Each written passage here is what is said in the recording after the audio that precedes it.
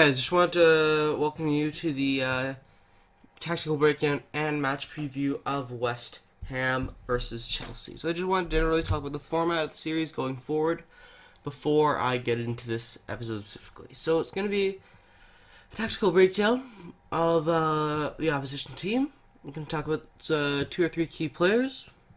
And in the future, I'm going to be doing using a combination of Chelsea footage and some technology to actually put players into unique positions to make it more illustrative. Either way, it's something I'm looking forward to. But let's get into the tactics now. So West Ham usually set up in a 4-1-4-1. So Arnautovic is a lone striker, but he's very physical, someone who's extremely mobile.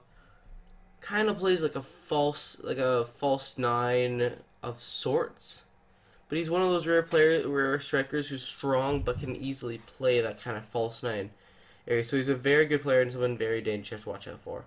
But Masuaku and Zabaleta are the 2 fullbacks. Now Masuaku is more of a roaming wing back, kind of like a pacier version of Alonso.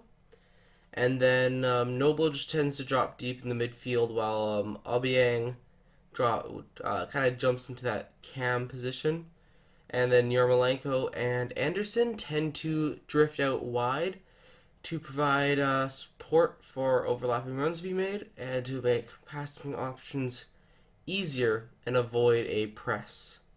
So as you can see here, you have many a passing option, and under pressure you're able to provide great supporting options. So either way, now talking about how do they defend in more of a low block. Now they have a 4-2-3-1 instead of what the previous setup was. So Masuaku, Balbuena, and Zabaleta are in the defense. Then you have Rice and Noble as a 2-man pivot, with Anderson, Obiang, and Yarmolenko as the kind of number 10s of sorts with Arnautovic up there. So you have an offensive threat and more defensive stability.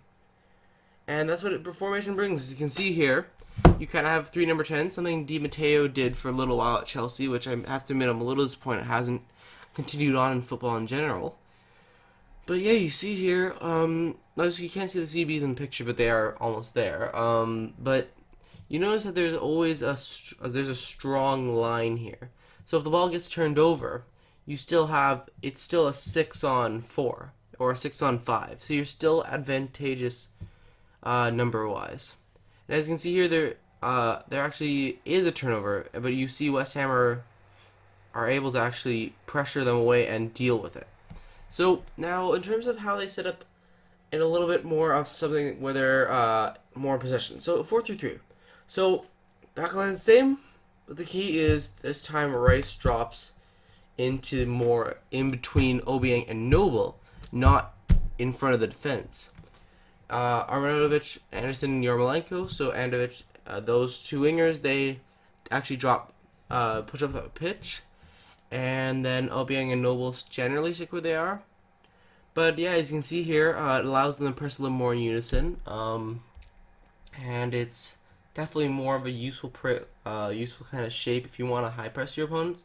Because a 2-man is nice if you want to do a low block, because it gives you 2 blocks of 4, but a 4-3-3 means you have two blocks of, you have 6 players that can press the ball in total in a bit more of a shape that covers more ground, which is one of the keys to high press.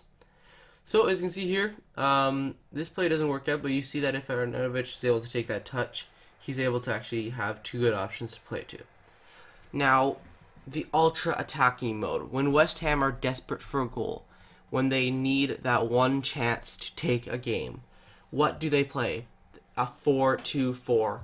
The before Antonio Conte came to Chelsea special. 4-2-4, that's right. So Masuaku, Diop, Balbuena, and Zabaleta. I could have even put Zabaleta, those 2 in the midfield because they push so high in these plays. Because you just need that offensive support and under pressure. It's one of the really keys to the system succeeding. And then obviously you have your midfield pushing up very high. Rice actually tends to push up into the attack half the time. And yeah, you see, you have a good front four there. and you're able to really isolate the players one-on-one with their center backs or fullbacks. So in this case, as you can see here, Felipe Anderson doesn't take advantage of his options and does get a throw in. So either way, talking about the three key players. Now for me, Masuaku has to be one of the most underrated players in the league. Incredible technique, completes one of the most dribbles per game, and is just an absolute stunner of a player. So next one is Andrei Yarmolenko, someone who struggled at the start of the season, but scored 2 goals against Everton, and is someone who has played in the Champions League. He's played with Dortmund. He's a very good player, and he's someone who could be a real threat to Premier League defenses if he keeps up the form from the Everton game. And now the main man, someone who actually, ironically, may be injured, Arnautovic. Lethal striker, strong, clinical, intelligent, determined. He's just a fantastic player, and he's someone that I would want no Chelsea defenders to be facing. So that is going to be the end of the preview and tactical breakdown for the match. So thanks for watching. Hope you guys enjoyed this. And I'm going to have to find a new intro for these kind of videos because England Fan TV is kind of down the drain a little bit for now. So see you guys later. Bye. Oh yeah, subscribe if you guys want more of this content.